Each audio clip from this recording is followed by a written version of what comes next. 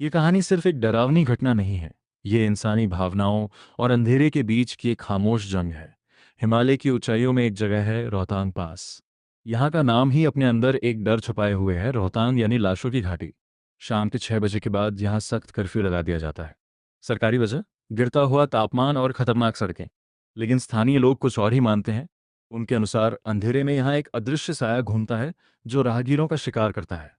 एक रात चार दोस्तों ने इस चेतावनी को नजरअंदाज कर दिया। रात के 9:15 वो पहाड़ से नीचे उतरना शुरू करते हैं। चारों तरफ घना अंधेरा और लगभग शून्य दिखाई देना। कार के अंदर समाय चुप बैठा था। उसकी आंखों में गहरा दर्द था।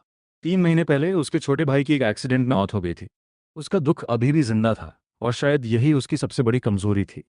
जैसे जैसे कार धीरे धीरे 30 किलोमीटर पर आवर की रफ्तार से आगे बढ़ रही थी, उन्हें एक पत्थर दिखा। मनाली 28 किलोमीटर। उस पत्थर के ऊपर एक आदमी बैठा था, सफेद धोती में। सबने उसे देखा, लेकिन कोई कुछ बोला नहीं। कुछ देर बाद वही पत्थर फिर सामने आया। फिर वही आदमी। फिर तीसरी बार। अब कुछ अजीब होने लगा। साहिल को वही आदमी दिख रहा था। चिराग को एक लड़की, और अरुण को एक काला घोड़ा।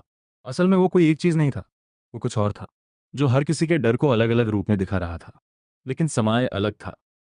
जहां बाकी तीनों डर रहे थे, वहीं समय ने कहा, शायद उसे हमारी मदद चाहिए। बस यही वो पल था जब उसने अपनी सबसे बड़ी गलती कर दी। तीसरी बार जब वो पत्थर पास आया, वो खाली था। और तभी कार के साथ साथ एक 15 साल का लड़का दौड़ने लगा। उसके शरीर पर चोट के निशान थे, लेकिन उसकी रफ्तार कार के बराबर थी। समाय का दिल रुक सा गया। वो लड़का बिल्कुल उसके मरे हुए भाई जैसा दिख रहा था। अरुण ने कार लॉक करने की कोशिश की, लेकिन सिस्टम काम नहीं कर रहा था। और तभी समाय ने खिड़की खोल दी। उसने अपने हाथ से अंधेरे को अंदर आने का रास्ता दे दिया। कार जैसे तैसे उस जगह से निकल गई। पीछे देखते हुए साहिल ने शीशे में देखा।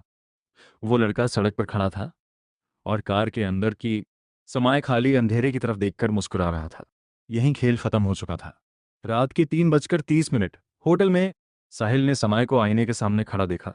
उसकी आंखें लाल थीं, गले पर गहरे निशान थे, और वो बचपन की एक लोरी गा रहा था। धीरे से उसने मुड़कर पूछा, अगर मैं रात में तुम्हारी खिड़की पर आऊं तो क्या तुम मेरी मदद करोगे?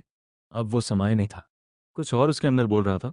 बाद में एक पंडित ने बताया, उस अंधेरे ने समय के दर्द को समझा और उसी का इस्तेमाल किया।